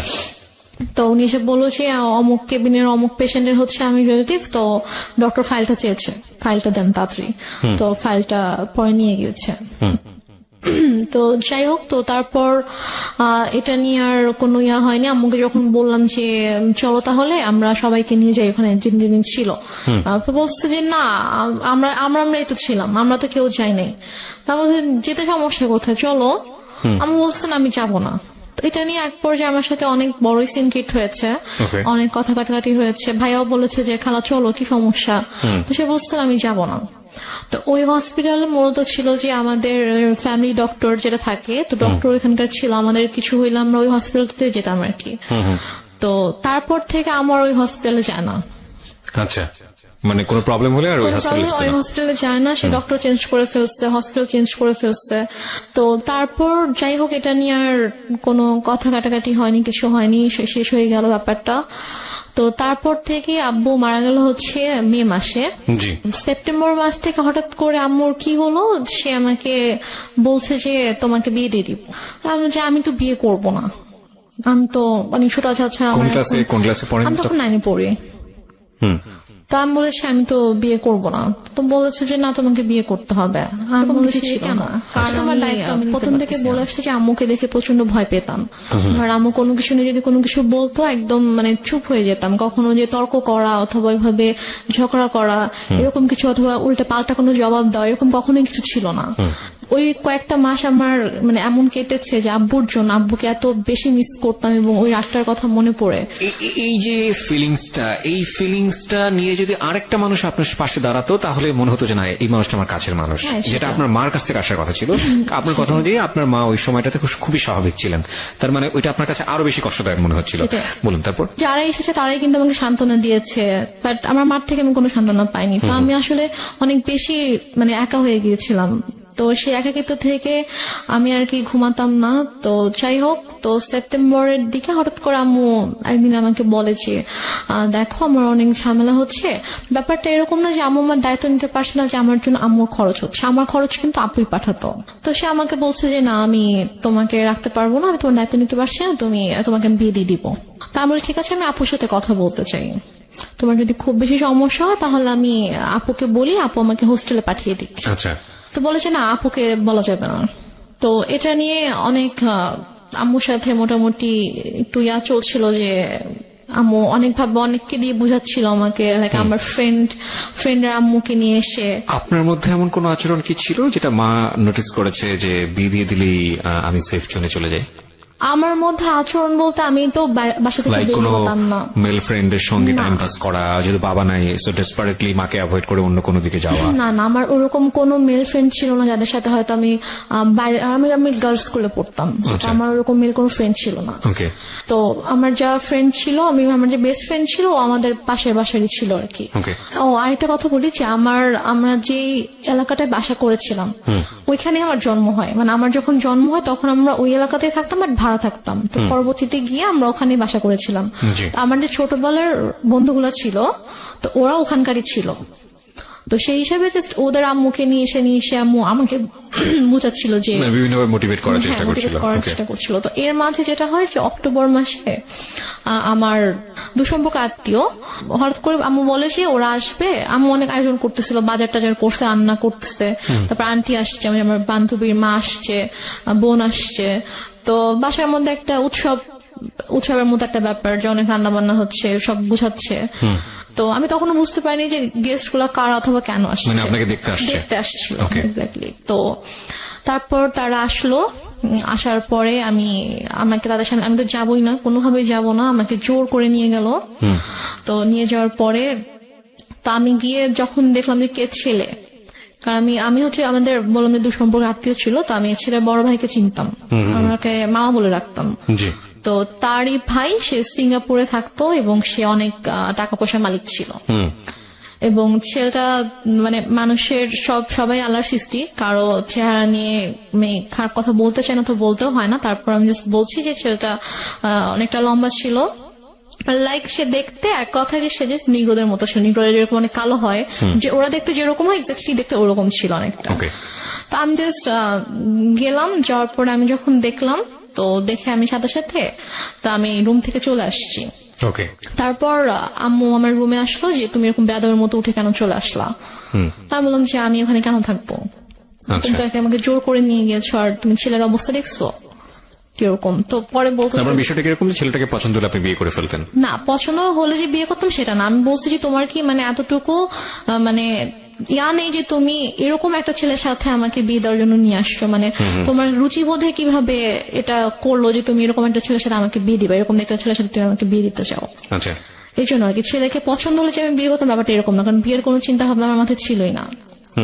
তো তারপর তো আমি ওখানে আর গেলাম না, ওদের সামনে আর গেলাম না, অনেক ফোর্স করলো। দেন ওরা বিকেলে চলে গেল। তো যাওয়ার পরে আমাকে ওই আমার আন্টি তারপর আম্মু সবাই মিলে বুঝাচ্ছে যে সোনার চামচ হচ্ছে বাঁকা হলেও ভালো, ছেলে না হয় দেখতে একটু খারাপ, বাট স্টাবলিশড একটা ছেলে, সিঙ্গাপুরে অনেক কিছু করেছে, তার অনেক টাকা পয়সা, তো সমস্যা কি? ওকে। ছেলে বয়স অনেক বেশি ছিল, 40 আপ ছিল। আপনি তখন ক্লাস 9 এ আমি পড়েন? তখন ক্লাস 9 এ পড়ি। মানে 14 থেকে 15 বছর বয়স সর্বোচ্চ। তো তারপর গিয়ে যাই হোক, এটা নিয়ে আমি বললাম যে আমি কোনোভাবেই বিয়ে করবো না, আমাকে আপুর সাথে কথা বলতে দাও, আমি এখান থেকে চলে যাবো, আমি তোমার কাছে থাকবো না। কিন্তু আম্মুর সাথে আমার একটু মানে আরো বেশি আর কি দৌড়তে সৃষ্টি হয়ে যায়, একটু ঝামেলা হতে থাকে যে কেন বিয়ে করবি না, বিয়ে নিয়ে আম্মু খুবই আর কি ফোর্স শুরু করে। তো এক পর্যায়ে যেটা হয় যে একদিন আম্মু মানে হাত কেটে ফেলে আর কি, মানে ছুরি দিয়ে হাত কেটে ফেলে, মানে আপনার বিয়ের ব্যাপারটা নিয়ে জিদ করে? হ্যাঁ, যে বিয়ে করবি না, এটা নিয়ে সিঙ্গেট করে, তুই যদি বিয়ে না করিস আমি সুইসাইড করবো, আমি মারা যাবো। আচ্ছা। তো আম্মু হাত কেটে ফেলে। তো ওই দিন আর কি আমি খুব ভয় পেয়ে যাই, ভয় পেয়ে বলে আচ্ছা ঠিক আছে আমি বিয়ে করব। তো তারপর আম্মু আবার ছেলে দেখতে শুরু করে। তো এর মাঝে আমার একটা বান্ধবীর হচ্ছে কাজিন, তো তার সাথে আমার দেখা হয়েছিল। তো সে আমাকে পছন্দ করত। তো সে আমাকে বলেছিল, আমার বান্ধবীর মাধ্যমে সে আমাকে বলেছিল। তো তার বাট আমি ওরকম কিছুতে যাইনি। তো সে শুনতে পায় আমার বান্ধবীর কাছ থেকে যে আমার বিয়ে নিয়ে কথা হচ্ছে। তো সে আর কি আমার বাসায় প্রপোজাল পাঠায়, আমার কাছে প্রপোজাল নিয়ে আসে তার ফ্যামিলির মাধ্যমে।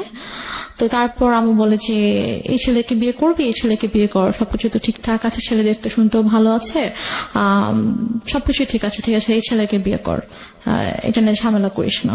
আমি বলি আচ্ছা ঠিক আছে। তারপর ওই ছেলেটার সাথে আমার 2009 সালের নভেম্বর মাসে বিয়ে হয়। মানে এই ছেলেটা অ্যারেঞ্জ ম্যারেজে ছিল। অ্যারেঞ্জ ম্যারেজে ছিল। কি করতো ছেলেটা?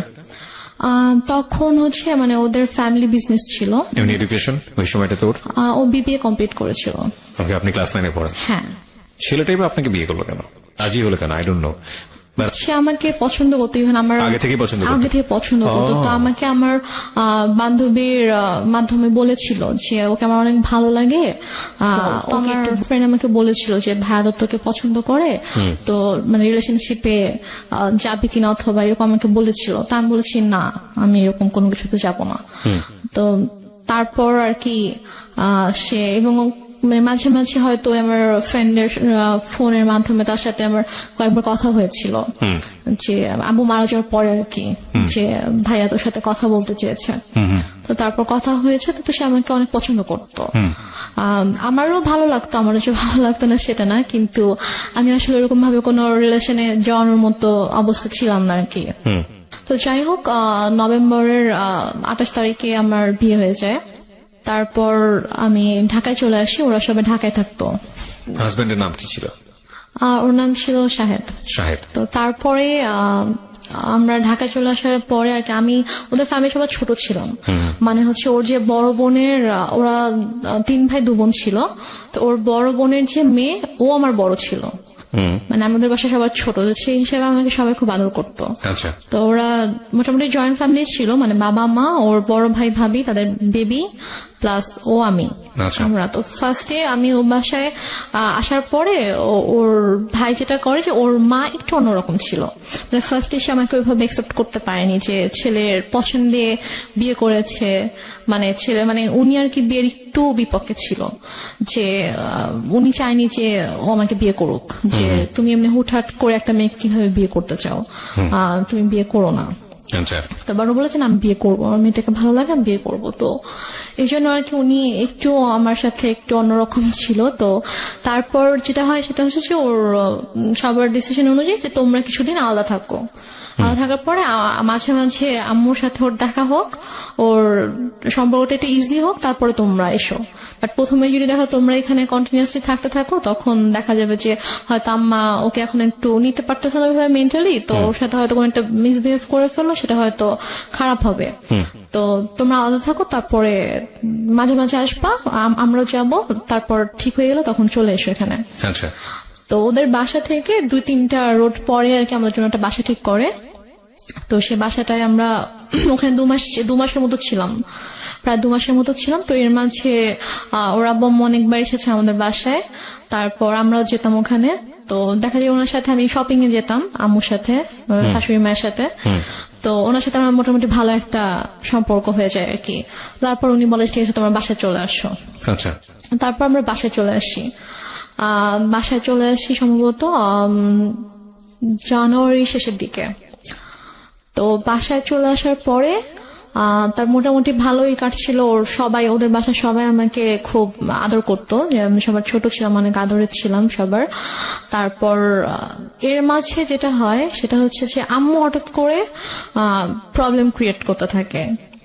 আমার আম্মু প্রবলেম ক্রিয়েট করতে থাকে বলতে যে আমাকে ফোন করতো অথবা আমার হাজবেন্ডকে ফোন করতো, ফোন করে হয়তো চিল্লাফাল্লা করতেছে, আসো তুমি, আসতেছো না কেন, আমাকে বারবার ডাকতো। তো ঠিক আছে আমি তো আসবো, সমস্যা নেই আমরা আসবো। তো আমরা এর মাঝে গিয়ে একবার ঘুরে এসেছিলাম। তো সিরাজগঞ্জ থেকে ঘুরে এসেছিলাম। তো তারপরে সে হঠাৎ করে একদিন বলতেছে যে তুমি একবারে চলে আসো। বলছি আমি একবারে কেন চলে আসবো? বলতেছে যে না, এই ছেলের সাথে তোমার থাকতে হবে না। আমি বলছি যে মানে কি, আমি এই ছেলের সাথে কেন থাকবো না, কি হয়েছে? বলছে যে না, তুমি চলে আসো, আমি এই ছেলের সাথে সংসার করতে দিব না, তোমার ডিভোর্স করাই দিব, তুমি আসো, তুমি আসবা, পড়াশোনা করবা ঠিক মতো, আমার কাছে থাকবা, তুমি আসো।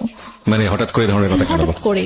আচ্ছা। তা আমি তখন বললাম যে আম্মু তুমি নিজেই তো আমাকে বিয়ে দিয়েছো, তুমি নিজেই তো রাখতে চাওনি আমাকে, তাহলে এখন যেহেতু আমার একজনের সাথে বিয়ে হয়েছে, আমি এখানে একটা ফ্যামিলির সাথে আমি অ্যাড হয়েছি এবং তার সাথে আমার ধীরে ধীরে ওরকম ভালো একটা বন্ডিং তৈরি হয়ে গিয়েছে, ওর ফ্যামিলি সবার সাথে আমার একটা ভালো বন্ডিং তৈরি হয়েছে, এখন তো তুমি এটা বলতে পারো না। তো সে আমাকে নানাভাবে ফোর্স করতে থাকে। তো সে এর মাঝে সে যেটা করে, সে সিরাজগঞ্জ থেকে ঢাকায় আসে। তো ঢাকায় এসে সে আমার শ্বশুর বাড়িতে অনেক মানে হাঙ্গামা ক্রিয়েট করে ফেলে। লাইক সে এসে চিল্লাচিল্লি করতেছে যে আমার মেয়েকে আমি নিয়ে যাব, তোমরা কেন আটকায় রাখছো, তোমরা আমার মেয়ের ব্রেন ওয়াশ করছো, আমার মেয়েকে নিয়ে যেতে দাও, আমার ছোট মেয়ে, বাচ্চা মেয়ে, আমি ওকে তোমাদের কাছে রাখবো না, এগুলো বলতে থাকে।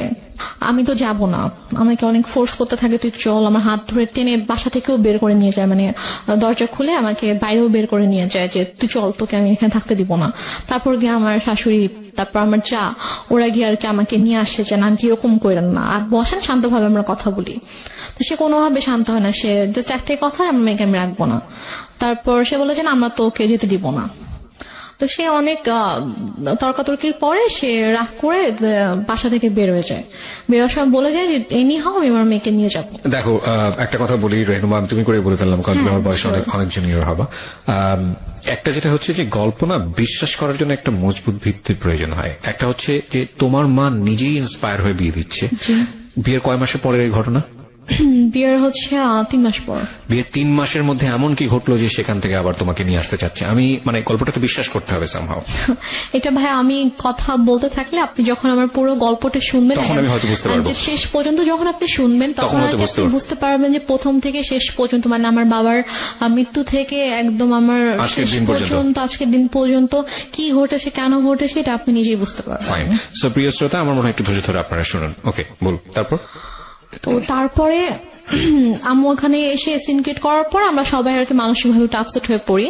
তো তারপর আর কি আমার শাশুড়ি বলে যে চলো আমরা কিছুদিন ঢাকার বাইরে থেকে ঘুরে আসি। তো আমার শ্বশুর বাড়ি ছিল ফেনীতে। তো তারপর আমরা ফেনীতে যাই, আমি কখনো যাইনি বিয়ের পরে ওদের গ্রামের বাড়িতে। তো তারপর আমাকে ফেনীতে নিয়ে যায়, আমি আমার হাজব্যান্ড, শ্বশুর শাশুড়ি, আমরা সবাই যাই। তো যাওয়ার পর ওখানে মোটামুটি ছোটখাটো একটা অনুষ্ঠানের মতো করে আর কি, মানে বউ দেখানোর জন্য। তো তারপর ওখানে আমি আমার শ্বশুর শাশুড়ির সাথে 15 দিনের মতো ছিলাম। তো এর মাঝে যেটা হয়, আম্মু ওদের সব রিলেটিভস লাইক ওর চাচা, চাচি, মামা, খালা, ফুপু, মানে যত রিলেটিভ আছে সবার নাম্বার কিভাবে কিভাবে কালেক্ট করে ফেলে। কালেক্ট করে সবাইকে ফোন দিয়ে সে বলে যে শাহেদ ভালো না, ওর আমার মেয়ে, ছোট একটা বাচ্চা মেয়েকে ও বিয়ে করছে, বিয়ে করে এখন ওকে টর্চার করতেছে, ওকে মারতেছে। তারপর আমার হচ্ছে চাচা শ্বশুরের ছেলেকে ফোন দিয়ে বলে যে উনি হচ্ছে পুলিশের ডিআইজি। তো ওনাকে ফোন দিয়ে কমপ্লেন করে যে আপনার ভাই আমার মেয়েকে টর্চার করে, আমি তো আপনাদের নামে মামলা করব। তো স্বাভাবিকভাবে সে যেহেতু মানে আইনের একজন তো সে বলে যে আমি যতটুকু জানি আমার ভাই এরকম কিছু করার কথা না, ঠিক আছে আপনি যেহেতু আমার কাছে কমপ্লেন করেছেন আমি ব্যাপারটা দেখবো। তো উনি তারপর আমার হাজবেন্ডকে, আমার শ্বশুর শাশুড়িকে মানে কথা বলে, ওনাদের সাথে কথা বলে বলে যে কি হয়েছে। তখন বলতেছে যে তুমি আমাদের কথা বিশ্বাস করবো না, তুমি বৌমার থেকে শুনো যে মানে আমাদের কোনো দোষ নেই অথবা আমরা কিছু করি না, ওর মাই এরকম সিন ক্রিয়েট করতেছে, ওর মা একটু অন্যরকম, ওর মাই এরকম ঝামেলা করতেছে, আমাদের ওর থেকে শুনো। তো ভাই আমার সাথে কথা বলার পর ভাইয়াকে বলি যে ভাইয়া এরকম কোনো সমস্যা নেই, শাহেদ আমার সাথে কোনো খারাপ ব্যবহার করেনি, আমাকে কখনো মারেনি, আর ওর সাথে আমার অনেক ভালো সম্পর্ক, কিন্তু আম্মু চাচ্ছে না যে আমি ওর সঙ্গে থাকি, এই জন্য আম্মু এরকম সিনক্রিট গুলো করছে, আপনি কিছু মনে করেন না, আমি খুবই সরি আমার মার পক্ষ থেকে। এবং ওদের ফ্যামিলি সবার কাছে আমি খুব মানে সরি বলি যে আমার জন্য আপনাদেরকে এত কিছু সহ্য করতে হচ্ছে। মানে ওদের কাছে কন্টিনিউয়াসলি সবার থেকে ফোন আসতে থাকে, ওদের সব রিলেটিভস ওদেরকে ফোন দেয় যে কি তোমরা নাকি বউ আটকে রেখে বউকে পিটাচ্ছ। তো সে যেটা করে যে ওদের মানে বাসার যে থানা ছিল ওই থানায় ফোন করে, থানার ওসিকে ফোন করে, ফোন দিয়ে বলে যে অমুক মানে অ্যাড্রেস বলে যে অমুক বাসার মধ্যে আমার মেয়েকে আটকে রাখছে, আমার মেয়েকে আমার কাছে আসতে দিচ্ছে না, আমার মেয়ে অনেক কান্নাকাটি করতেছে আমাকে ফোন দিয়ে, আপনারা প্লিজ ওখানে যান, গিয়ে আমার মেয়েকে আমার কাছে পাঠিয়ে দেন। তখন ওরা বলে যে এটা তো অমুক স্যারের বাড়ি, তো স্যারের ফ্যামিলিতে তো এরকম হওয়ার কথা না, আমি আপনার কথা বিশ্বাস করতে পারছি না, ঠিক আছে আমাকে এটা দেখতে হবে। তো উনি দেন আমার ওই যে ভাসুরকে ফোন করে, ডিআইজি যিনি ওনাকে ফোন করে বলে যে স্যার এরকম একজন ফোন দিয়েছিল, এখন আমি কি করব, আমি কি যাবো আপনাদের বাসায়? তখন বলে যে আমার বাসায় যাওয়ার কোনো দরকার নেই, উনি আমাকেও ফোন দিয়েছিল, আমি কথা বলেছি, এরকম কিছু নেই, তুমি চাইলে তুমি যেতে পারো, গিয়ে আমার ভাইয়ের বোর কাছ থেকে শুনে আসতে পারো যে এরকম কিছু হয়েছে কিনা। তো সে বলে না স্যার আমি এটা দরকার মনে করছি না, তো উনি আর আসে না। তো তারপর গিয়ে তো ওই ভাইয়া যখন জানায় আমার হাজবেন্ডকে, তখন ও বলে যে অনেক হয়েছে, মান সম্মান নষ্টের একটা লিমিট থাকে, ফ্যামিলি সবার সামনে তো করেছিল, এখন এখানেও করছে। তো তুমি একটা কাজ করো, যেহেতু তুমি মা যেহেতু এত করে চাচ্ছে তুমি ওনার কাছে গিয়ে থাকো, তুমি যাও, তুমি গিয়ে তার কাছে গিয়ে একটু বুঝা বলো সেরকম কেন করতেছে, তুমি কিছুদিন তার কাছে থাকো, থাকলে হয়তো তার ভালো লাগবে। আচ্ছা, এটা বলে সে? হ্যাঁ, এটা বলে। তো বলে সে, ও ঢাকায় ছিল, আমি ফেনীতে ছিলাম, তো ঢাকা থেকে ফেনীতে আসে, এসে আমাকে ঢাকায় নিয়ে দেন একদিন পরে আমাকে সিরাজগঞ্জে দিয়ে আসে আচ্ছা, আম্মুর কাছে। তো ওই যে আমি গেলাম, আমাকে আম্মু আর আসতে দেয় না, সে আমার হাজবেন্ডকে আসতে দেয় না, আমাকে বলছে নিয়ে যাবো। 15-20 দিন ছিলাম, থাকার পর থেকে তো ওই সবাই ফোন দিচ্ছে, শাশুড়ি ফোন দিচ্ছে, শ্বশুর ফোন দিচ্ছে যে ওকে পাঠান, ওকে নিয়ে আসুক। তো তারপর গিয়ে আমি আম্মুর কাছে থাকা শুরু করলাম।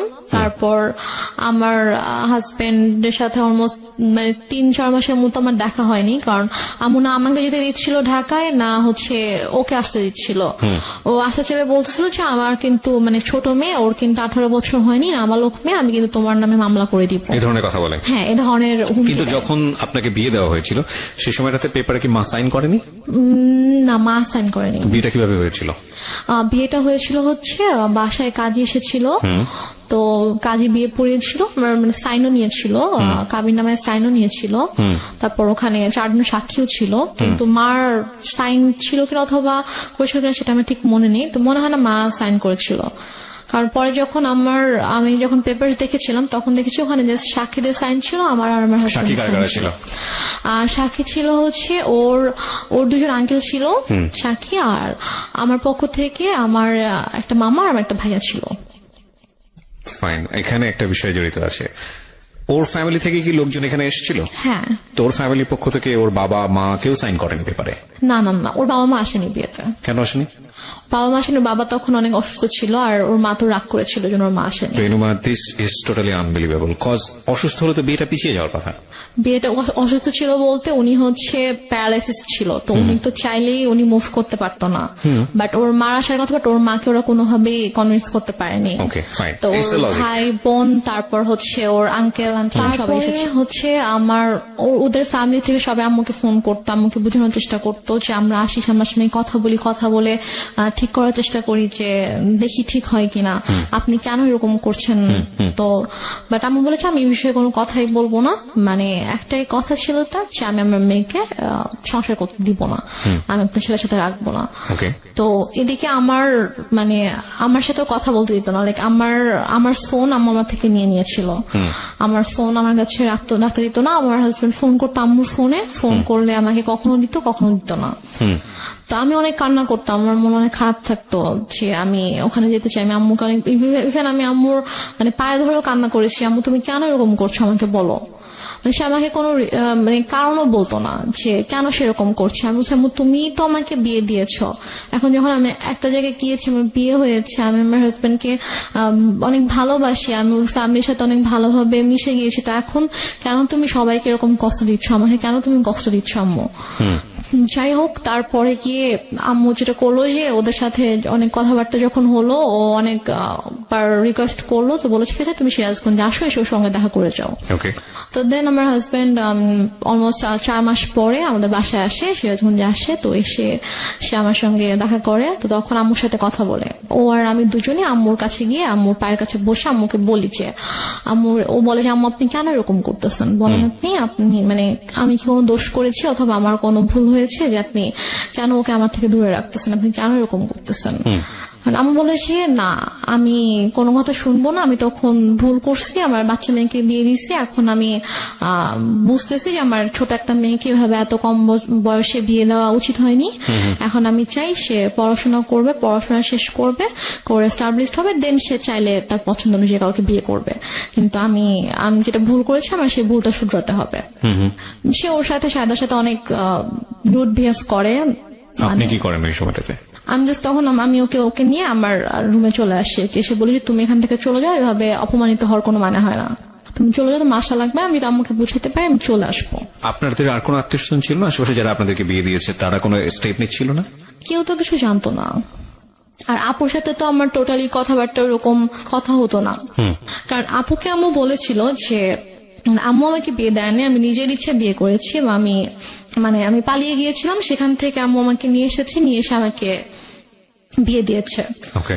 ওই জন্য আপু রাগ করে আমার সাথে কথা বলতো না আর কি।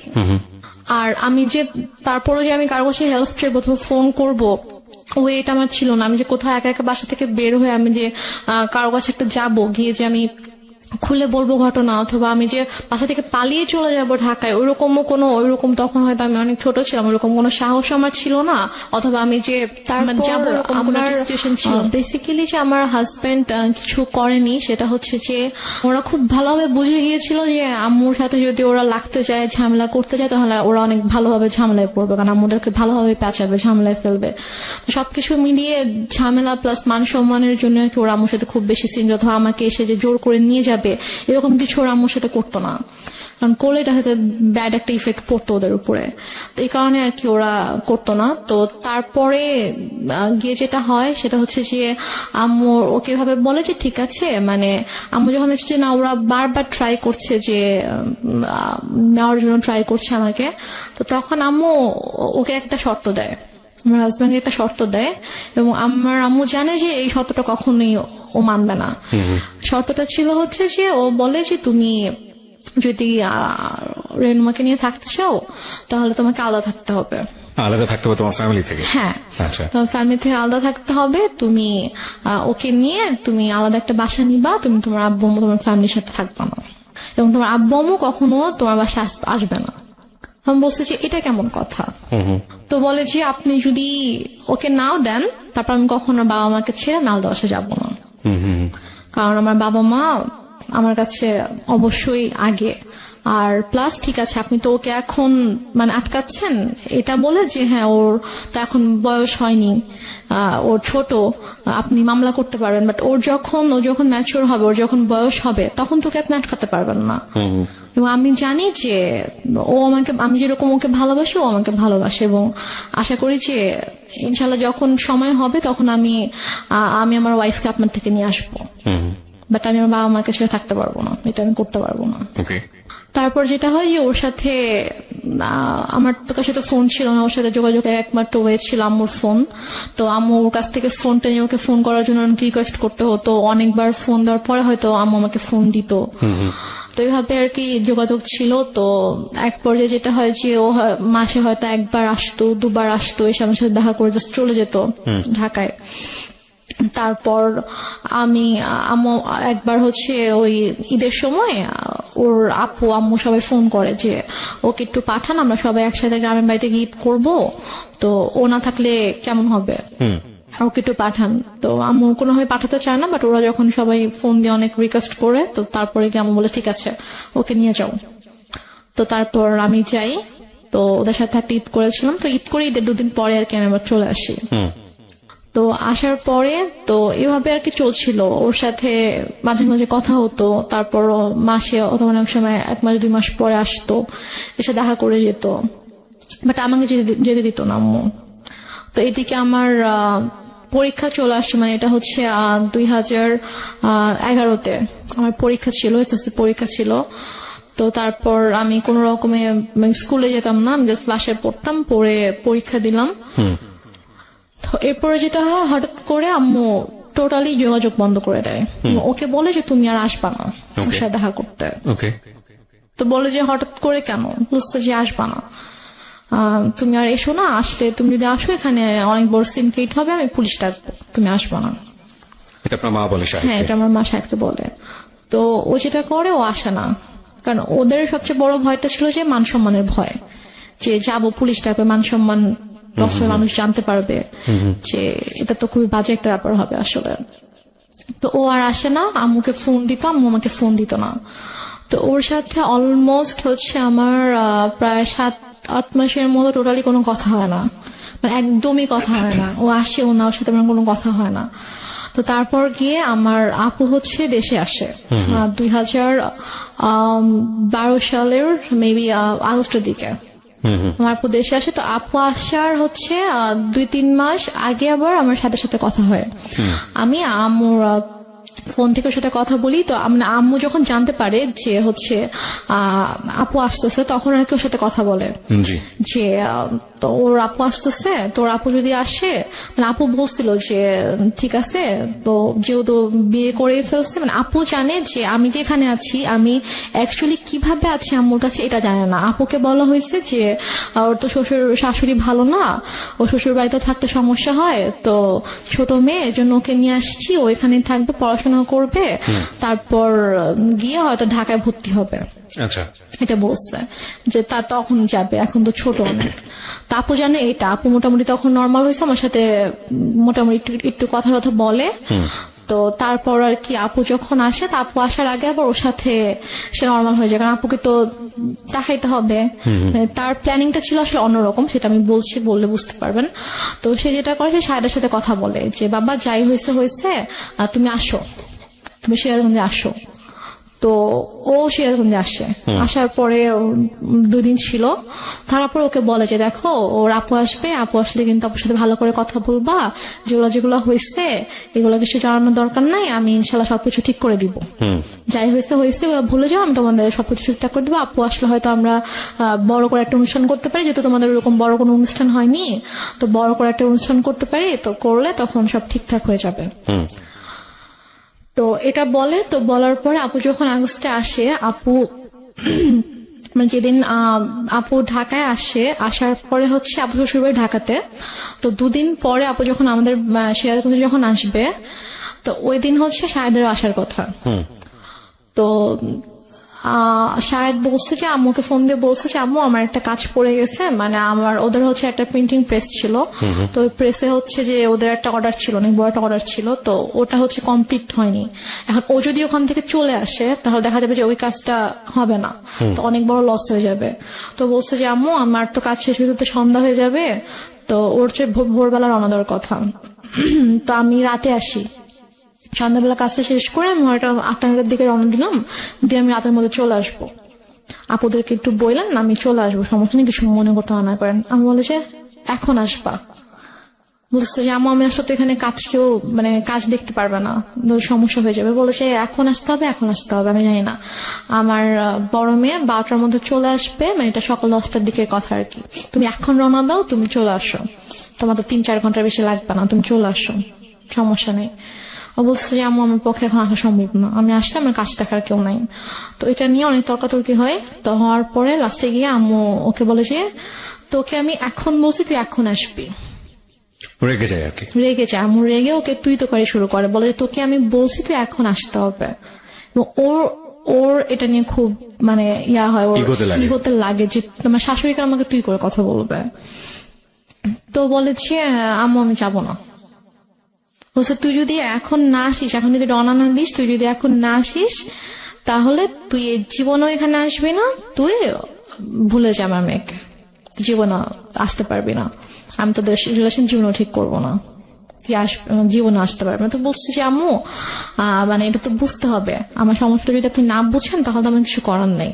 তো তারপরও মানে ও চেষ্টা করে বুঝাইতে, বাট আম্মু বলেছে না এমনিও আসতে হবে। তো বলেছে আমার পক্ষে সম্ভব না আসা।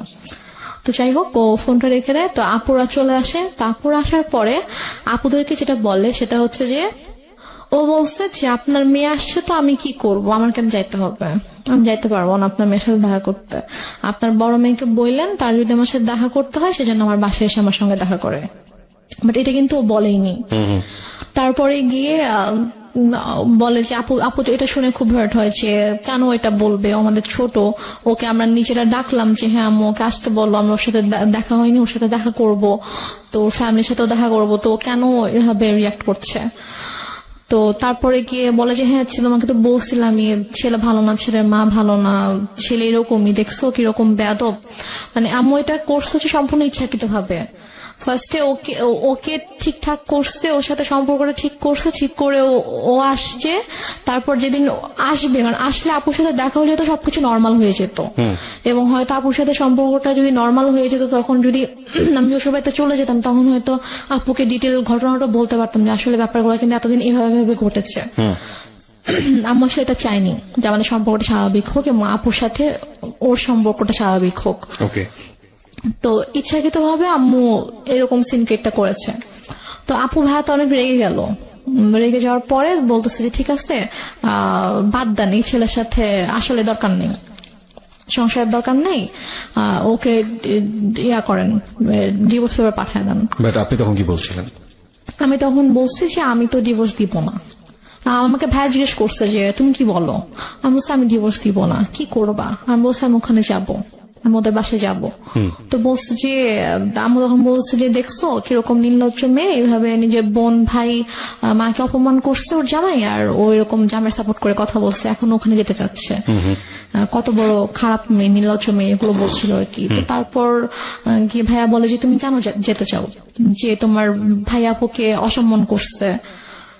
আমি আমি মানে বলতে নিচ্ছিলাম যে ব্যাপারটা কিরকম হয়েছে, বাট আমি আম্মুর ভয় বলতে পারছিলাম না। যে আমি যদি বলতাম যে ঘটনাটা এরকম হয়েছে, তখন আম্মু তো টেনে অনেক সিনক্রেট করতো। তো দেন আর রাতের বেলা আপু বলছে যে আমি ভাবছি যে রাতের বেলা যখন ঘুমাতে যাবো, আম্মু যখন ঘুমিয়ে যাবে, তখন আমি আপুকে গিয়ে বলবো যে আপু ঘটনাগুলো কিন্তু এরকম এরকম হয়েছে, তুমি ওকে ভুল বুঝো না, তুমি ব্যাপারটা প্লিজ সলভ করো, আমি এটা বলতে চেয়েছি। তো তারপর রাতে যখন আপুকে বলেছি আপু আমি তোমার সাথে ঘুমাবো, বলছে আচ্ছা ঠিক আছে।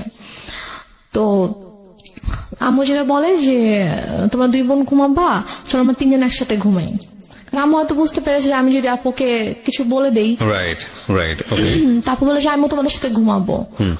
পরে আমি বলছি যে না, আমি আর আপু ঘুমাবো রুমে, আর খাটে তো 3 জনের জায়গা হবে না। আপুর তখন বেবি ছিল 2টা।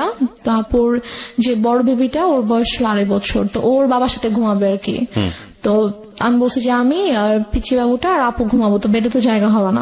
সমস্যা না, আমি ফ্লোরে ঘুমাচ্ছি, তোমরা 2 জনই শুধু গল্প করবা, মাকে নিবা না গল্পে, সেরকম বলতেছে। তারপরে এখন ওখানে তো আর মানা করার কিছু নাই, সেভাবে বলছে। আপু বলছে ঠিক আছে আসো, সমস্যা নেই, আসো ফ্লোরে ঘুমাও। তো সে ফ্লোরে বেড করছে, আমি আপুকে বলতে পারলাম না, যে যেটা বলতে চেয়েছি বলতে পারলাম না। তো তারপরে আমি অনেকবার চেষ্টা করেছি, আপু যে কয়দিন দেশে ছিল, আপু আমাদের বাসায় 2 দিন ছিল, তো ওই 2 দিনেও পারিনি। তারপর আপু যাওয়ার আগে যখন আমি ঢাকায় এসেছিলাম আম্মুর সাথে আপুর শ্বশুর বাড়িতে, তখন আমি বলার চেষ্টা করেছি, আমি সুযোগ পাইনি, মানে আম্মু আমাকে সুযোগটা দেয়নি। আমি আপুর সাথে একা কোনোভাবে কথা বলবো, ওই সুযোগটা দেয়নি। ঢাকায়ও যখন আমরা ঘুমিয়েছি, আম্মু আমাকে নিয়ে ঘুমিয়েছে একটা রুমে, আপুর সাথে যখন দিনের মধ্যে স্বাভাবিকভাবে ওরা অনেক বিজি ছিল, তারপর আমি ট্রাই করেছি, সুযোগও পেয়েছি অনেক, বাট আম্মু কোনো না কোনো ভাবে আমাকে কথা বলতে দেয়নি আর কি। তো আমি যাই হোক আমি কথা বলতে পারিনি। তো আপু চলে গেল। আপু চলে যাওয়ার পরে এটা হচ্ছে 2012 সালে আপু সেপ্টেম্বরের দিকে চলে গেল। তো যাওয়ার পরে ওর সাথে ওই আগস্ট থেকে কিন্তু আমার আবার কোনো যোগাযোগ নেই। তো হঠাৎ করে 2013 সালের এপ্রিলে হঠাৎ করে আমার কাছে ফোন আসে যে আমার শ্বশুর অনেক অসুস্থ, উনি হসপিটালে ভর্তি, এবং ডক্টর বলেছে যে হয়তো 2-1 দিনের মধ্যে, মানে আইসিইউতে ছিল, যে 2-1 দিনের মধ্যে হয়তো সে আর ইয়া করবে না। তো উনি নাকি যখন মানে অসুস্থ হয়ে যায়, আইসিইউতে যাওয়ার আগে নাকি উনি বলেছে যে মানে আমাকে দেখতে চায়, আমার কথা বলেছে যে ওকে একবার দেখতে চাই, ওকে একটু নিয়ে আসো। তো এই জন্য ওরা আবার ওদের বাবাকে প্রচন্ড ভালোবাসতো আর কি। তো ওরা সবাই আম্মুকে ফোন দিয়ে মানে এটাও বলছে, আন্টি আপনার পায়ে ধরি প্লিজ আপনি ওকে পাঠান, ওকে আব্বু দেখতে চাইছে। তো আম্মু কোনোভাবে রাজি হয় না। আমি অনেক কান্নাকাটি করে আম্মু প্লিজ যেতে দাও। আমার শ্বশুর আমাকে অনেক আদর করতেন, মানে আমি ওনাকে বাবা ডাকতাম, আমার আব্বুকে আমি বাবা ডাকতাম। তো মানে উনি আমাকে খুবই আদর করতো। তো আমি যখন শুনি যে এরকম অসুস্থ, আমার খুবই খারাপ লাগে। এবং আমার বাবা মারা যাওয়ার পর থেকে আমি যে কদিনই ওনার সাথে ছিলাম, আমার কাছে জাস্ট মনে হয়েছে যে এটা আমার বাবা। তো আমি আম্মুকে অনেক রিকোয়েস্ট করি, তারপর ওরাও তো কন্টিনিউয়াসলি ফোন দিচ্ছিল। তারপর আমি বলে ঠিক আছে আমি ওকে নিয়ে আসতেছি, আমি নিয়ে যাব, আমি নিয়ে আসবো, তোমাদের আসতে হবে না। তো আম্মু আমাকে নিয়ে ঢাকায় আসার পরে তো হসপিটালে ছিল আম্মু 2 দিন ছিল। 2 দিন বলতে যেদিন গেলাম ওই দিন, আর পরের দিন বিকালবেলা আম্মু বলে যে আমার ভাল লাগতেছে না, আমি চলে যাই, ও আর 2 দিন থাকুক, 2 দিন পরে ওকে দিয়ে এসো। এটা বলে তো আমি হসপিটালে ঢাকায় আসি, হসপিটালে শ্বশুরকে দেখার জন্য। তো আমি 2 দিন আমার মা ছিল, তো থাকার পরে মা চলে যায় এবং আমার হাজবেন্ডকে বলে যায় তুমি ওকে 2 দিন পরে দিয়ে এসো। আচ্ছা, তখন কি আপনার বোনরা চলে গেছে কানাডাতে না তখন? না, আমার বোনরা জাস্ট 1 মাস ছিল। ওকে, চলে গেছে তারা? হ্যাঁ, আপু চলে গেছে। আপু চলে গিয়েছে সেপ্টেম্বরে। এটা হচ্ছে এপ্রিলের ঘটনা। এপ্রিলে হসপিটালে গিয়েছিলাম। তো তারপরে আমি আরো 2 দিন থাকলাম, থাকার পরে আমাকে শাহেদ দিয়ে আসলো সিরাজগঞ্জে। তো দিয়ে আসার পর আবার ওই যেরকম যোগাযোগ বন্ধ। তো এর মাঝেই আর কি হসপিটাল থেকে ব্যাক করার কয়েকদিন পরে আর কি আমার এনআইডি দেয়, এনআইডিটা পাই। তো পাওয়ার পরে আম্মু আর কি একজন লয়ারের সঙ্গে কনসাল্ট করে দেন আমার ডিভোর্সের পেপার রেডি করে আর কি। এটা কি আপনি জানতেন? এটা আমি জানতাম না। Okay. মানে আমি জেনেছি যখন আমার কাছে পেপারসটা নিয়ে এসেছে, তখন আমি জেনেছি যে অনেক সময় সব রেডি করে দেন আমার পেপারস নিয়ে আসে, যদি তুমি এখানে সাইন করে দাও। তো আমি বলছি কিসের পেপার? তো বলেছি যে এটা ডিভোর্স পেপার। তো আমি বলেছি যে আমি সাইন করব না, তোমাকে সাইন করতে হবে। আমি বলছি না আম্মু, আমি করবো না সাইন। তো তারপর আম্মু আমাকে ফোর্স করে, আম্মুর সাথে একটু তর্কাতর্কি হয়।